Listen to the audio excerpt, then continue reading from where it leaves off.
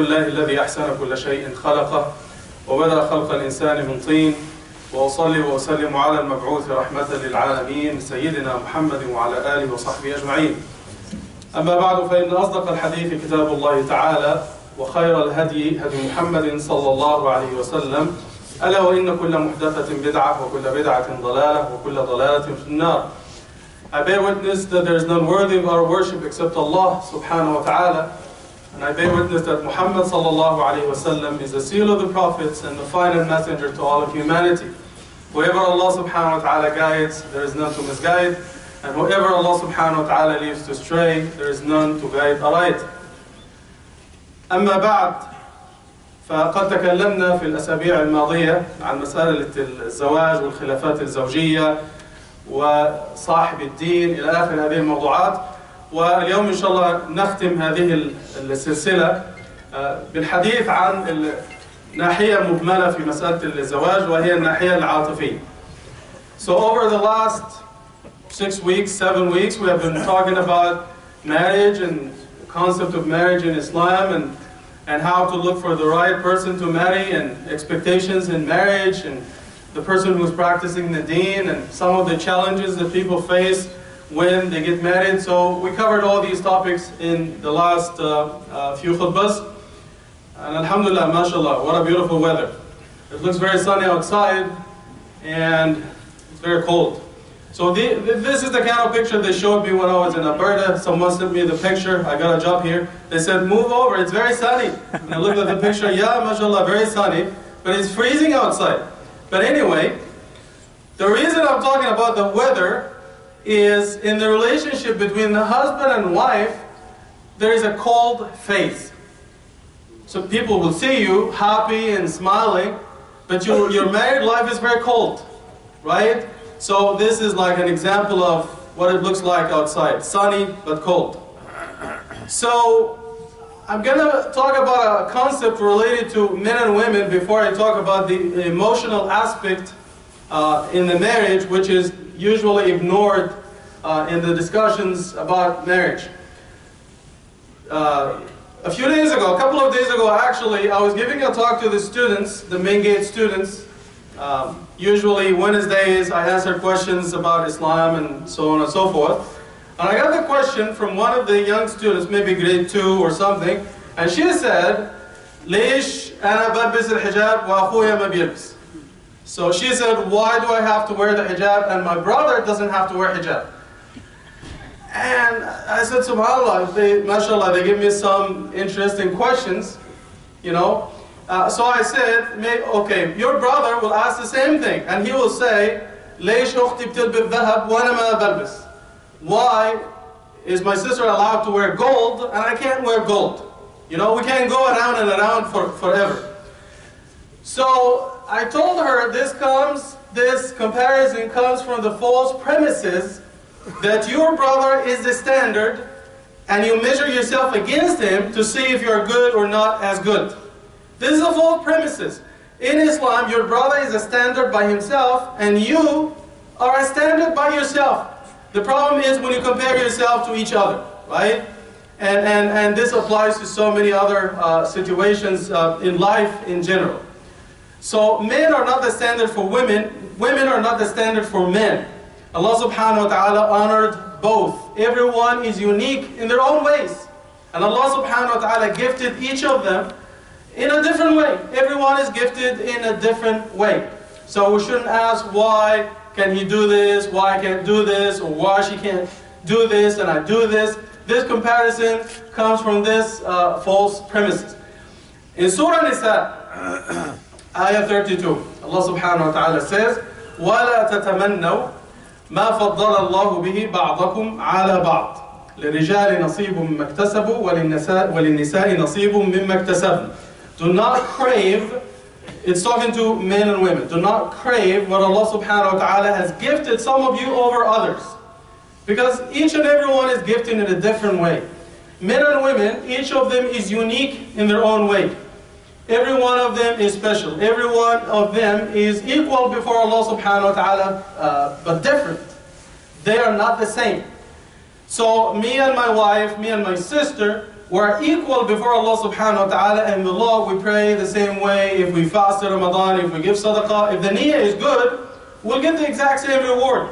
If we do something bad, we'll get the exact same punishment. And you find this all over the Quran. فَلِلصَّالِحَاتِ إِنَّ الْمُسْلِمِينَ وَالْمُسْلِمَاتِ وَالْمُؤْمِنِينَ وَالْمُؤْمِنَاتِ إلى آخره في سورة الأحزاب. وقوله تعالى من عمل صالحا من ذكر أو أنثى وهو مؤمن فلنحيينه حياة طيبة فاستجاب لهم ربهم أني لا أضيع عمل عامل منكم من ذكر أو أنثى بعضكم من بعض يعني متساوون في الثواب معنى بعضكم من بعض. So Allah subhanahu wa ta'ala, when He speaks about the reward, He says men and women are equal in the reward if the intention is good. And when He talks about bad deeds, they get the exact same punishment. وَالسَّارِقُ وَالسَّارِقَةُ كَذَا الزَّانِيَةُ وَالزَّانِي كَذَا. So even in evil deeds, they are equal before Allah subhanahu wa ta'ala. But every one of them has different characteristics. And they have different tasks in life. So it doesn't mean that one of them is better than the other. So everyone is unique in their way. So we shouldn't be making all these comparisons. The other thing is, well, someone will say, well, but the Prophet ﷺ in his last speech, khutbah al-wada' and other khutbahs, he said, استوصوا بالنساء خيرا وفي مجمل الخطبة فإن لكم عليهن حقا ولهن عليكم حقا إلى آخره وابتعد إنهن خلقنا من ضلع أعوج إلى آخر الحديث وفي صحيح البخاري ومسلم. So someone referred to the hadith of the Prophet ﷺ, and there is a narration في خطبة الوداع, the farewell sermon of the Prophet ﷺ, when he said, treat women well, you have rights on them, but they have rights on you. And in another narration of this hadith, he says, women were created from a bent rib. And when some Muslims, till this day, they misunderstand the hadith. They think the Prophet ﷺ is debasing or denigrating women, or he's looking down upon them. The Prophet ﷺ was giving a metaphor to explain that each of them has a different nature. So when the Prophet ﷺ is talking about a woman being from a bent rib, and if you try to fix this rib, you're going to break it, so they think, oh, we're better, and so on and so forth. The best way to understand the hadith is to think of the man, using utensils terminology, if you think of the man as a knife and the wife as a spoon. So the Prophet ﷺ is telling us basically that a spoon is different from a knife. Use both of them. Every one of them has their own, they're used in different ways. They have different characteristics. But if you are going to turn the spoon into a knife, you're going to break it. Each one of them is good the way they are. So this is the way you should look at the hadith. Every one of them is created in a certain way, and they are equal before Allah subhanahu wa ta'ala and before the law. And there are so many glorious examples of men and women in Islam. And maybe there is a man who is better than 1 million people, men and women. And there is a woman who is better than 1 million people, men or women. So we have Abu Bakr, Uthman, Ali, Khadija, Fatima, and so on, Aisha radiallahu anha. These are glorious examples. And so on and so forth. So I wanted to clarify this before we spoke about the concept of emotions in the marriage. So when it comes to the materialistic aspect of it, the physical aspect of it, usually there's not a problem. I know so in some cases there are financial issues in the house and they fight over finances and so on and so forth. But most of the time, the emotional aspect is ignored in the relationship. Right? And I'm going to give some examples inshallah and show you from the sunnah of the Prophet ﷺ how Muhammad ﷺ dealt with his family, and the emotional aspect was always there.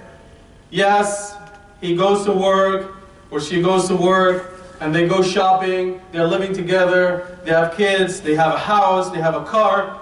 So from a materialistic point of view, from a worldly point of view, everything looks good, but the emotions are missing. And marriage goes through different phases. And this is true for many people. And say, for example, when you find your match, the person that you are going to marry, and you love them, you are in love with them. So mashallah, when you are engaged to them, to that person, mashallah, you're happy, you're elevated, you're excited, you're dancing in the street. I found the most beautiful person in the world. This is during engagement. So after the marriage, after honeymoon is over, And you start to think, oh, subhanAllah, I think I should have waited a little bit more, maybe I could have found a better person. So this is a drastic difference from the first phase. The first phase, oh, my angel, and so on and so forth. So after marriage, there are more people in this world who are better than the person that I get married to. After kids, you know, totally different story, shayateen. So a lot of people, they change their perspective altogether and they start to, you know, think evil thoughts about marriage and about life and heart attacks and blood pressure and so on and so forth. Why? Because the emotional aspect is not there in the relationship, right? And the relationship becomes cold. We as human beings, we are like kids basically. When you take your kid to Toys R Us, when they see a certain toy over there are different toys, and so they see a particular toy and they start to cry. I want this toy, they make a scene, and you grab them, you know, you already have some other toys. No, I want this one. So you grab them and you see their, you know, their fingernails on the floor, like, you know, all over. Eventually, you'll give in and you buy them this toy. 2 or 3 days later, they break the neck, they break the leg, they throw it away, and they want something else. So this is part of the human nature. Usually we're not satisfied with what we have. We lose interest, basically. And this is true for both men and women. Unless the person is Sahibuddin, and he married you for the right reasons, then this will not happen. Because this will become your soulmate, someone you'll be with in this dunya and someone you'll be with in akhirah.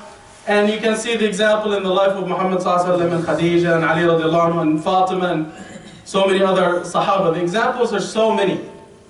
So you have this phase, this cold phase in the relationship. Yeah, he goes to work and he provides, but he has to.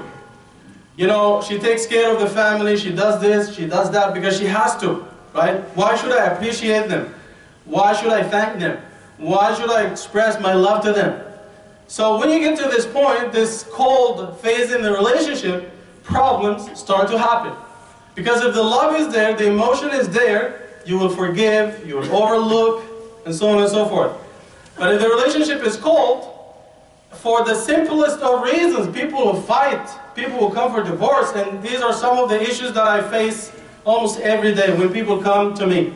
So I remember the story, there was one of the imams, he told a story that 2 people came to him for counseling.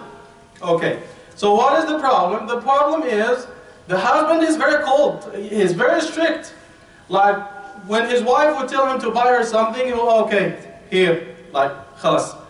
He doesn't express his feelings and his emotions.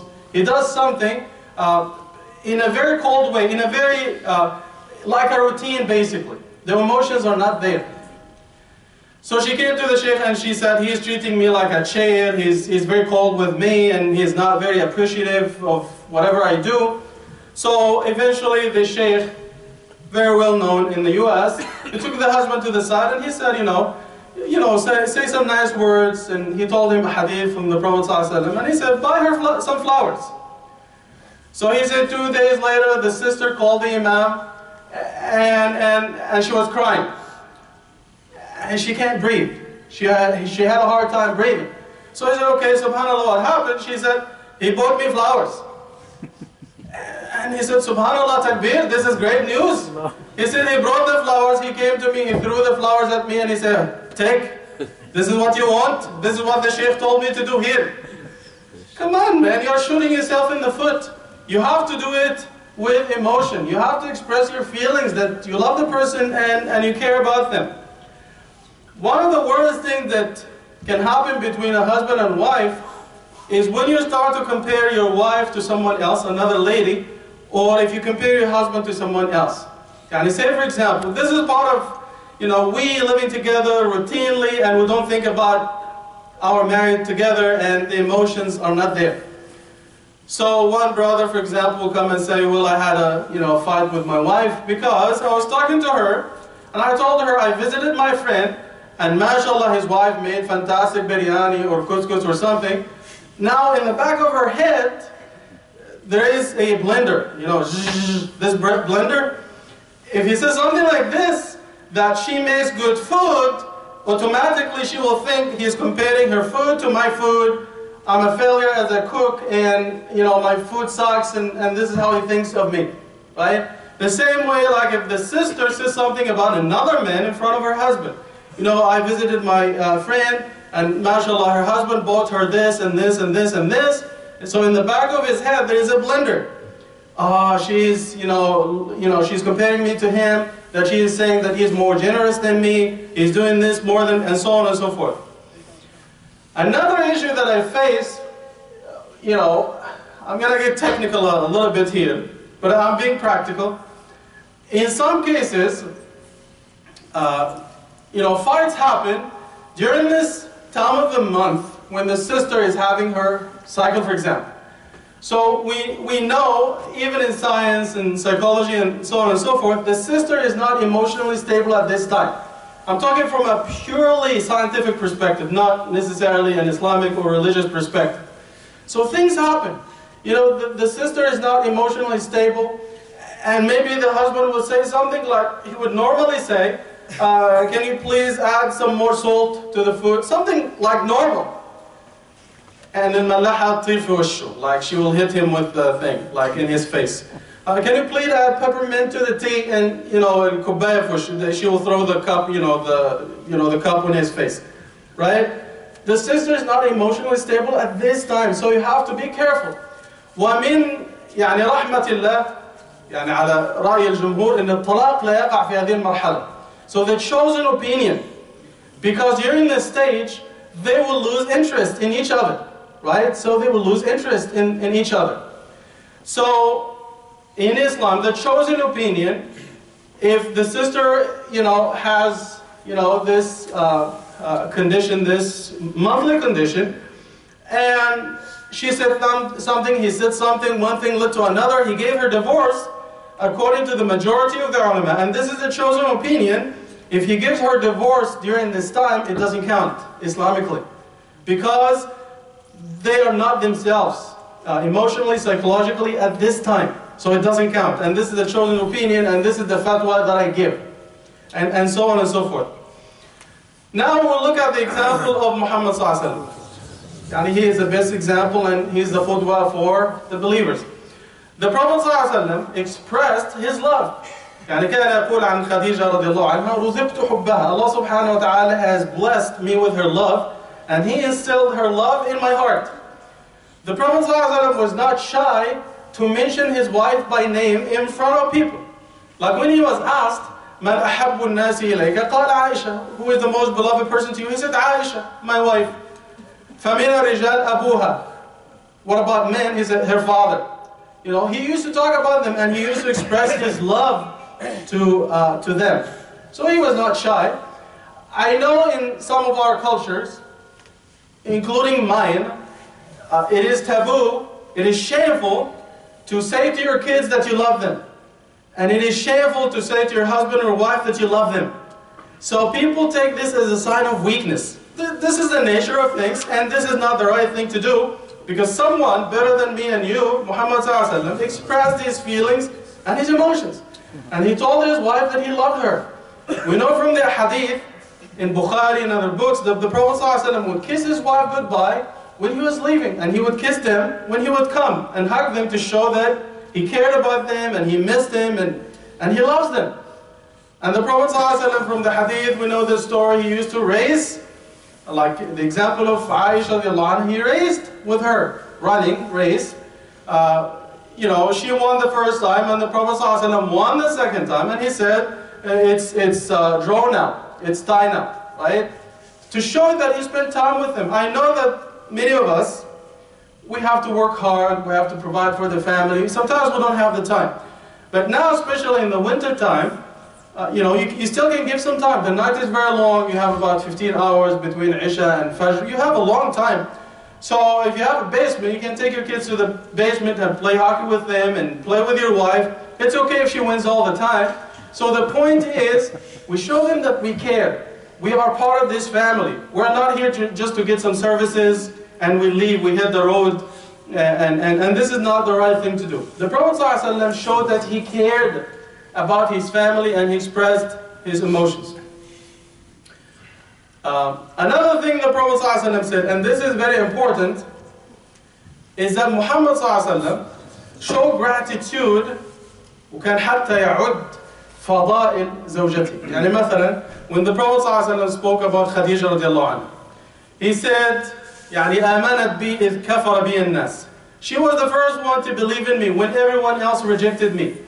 وصدقتني إذ كذبني الناس. And she believed that I was a true messenger when everyone else called me a liar. وآتتني إذ حرمني الناس. And she gave me when everyone else withheld and when everyone else didn't give me. And so on and so forth. وَرَزَقَنِي اللَّهُ مِنْهَا الْوَلَدِ. And Allah subhanahu wa ta'ala gave me children through her. So he is grateful to his wife and he is counting. So I would ask everyone here in the masjid today, brothers and sisters, every time you see something that you don't like about your husband or wife, think about the good things they have done for you and all the challenges they have been through to make you happy and the sacrifices they made for you. Like, you know, my life had meaning after I married this person. We had kids together. At least if I have a problem, I have someone in my house or someone in my life that I can talk to. So if you think about this, this positive attitude will make your life better. في الحديث في صحيح مسلم, it's a beautiful hadith. The Prophet ﷺ said, في صحيح مسلم, لا يفرق مؤمن مؤمنة إن عاب منها خلقا رضي منها آخر. The Prophet ﷺ said, a believer should never hate his spouse or her spouse. If you hate one aspect about them, maybe you will like 1 or 2 or 10 other things about them. She doesn't know how to cook. She always burns your biryani or your couscous. What is the big deal? She's a good mother, she's a good wife, she's a good believer, she prays on time, mashallah, she respects your family. Then this one aspect, bad aspect about her becomes very tiny. And this brother, the bad thing about him, he comes late from work. Okay, give him nasiha.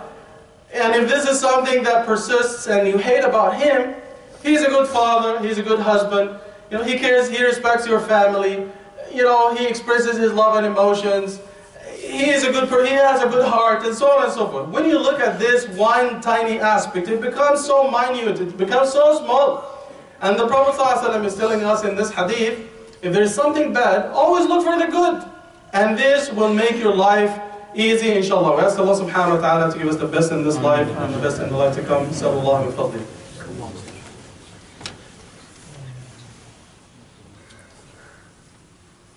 Alhamdulillahi Rabbil Alameen, wa ashhadu an la ilaha illallah wahdahu la sharika lah, wa ashhadu anna Muhammadan abduhu wa rasuluh, arsalahu rabbuhu rahmatan lil alameen. So the last thing I would like to say, inshallah, in 1 minute, one thing we learn about Muhammad ﷺ and the Sahaba, they cared about their families.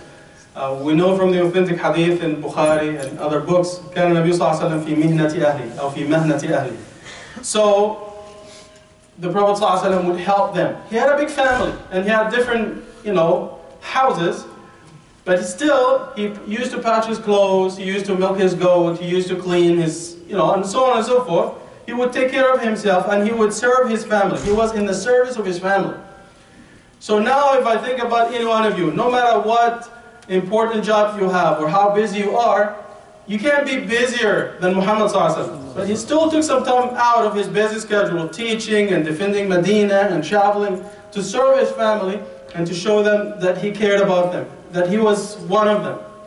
The other thing is looking good for your spouse. I know this is a sensitive issue, I'm not going to get into a lot of details. We need to look good to one another. The husband looks good in front of his wife, and the wife looks good in front of her, you know, her husband, and so on and so forth. Because the temptations are everywhere. You go outside, you see people, and so on and so forth. Then when you go home, of course, when you go outside, you dress good, you look good, and in the house, you don't look as good. Let me put it this way, right? So make sure, inshallah, you look good to each other. So the appearance is good, the emotions are there, and so on and so forth. Abdullah ibn Abbas radiallahu anhuma would say, يعني إني لا أتجمل لامرأتي كما أحب أن تتجمل لي. I try to look good in front of my wife in the same way that I like her to look good in front of me. And this is fair, alhamdulillah. So we ask Allah subhanahu wa ta'ala to give us the best in this life and the best in the life to come, and give us sincerity in everything we say and do. ربنا اتنا في الدنيا حسنة وفي الآخرة حسنة وقنا عذاب النار. وصلى اللهم على سيدنا محمد وعلى آله وصحبه أجمعين وأقم الصلاة.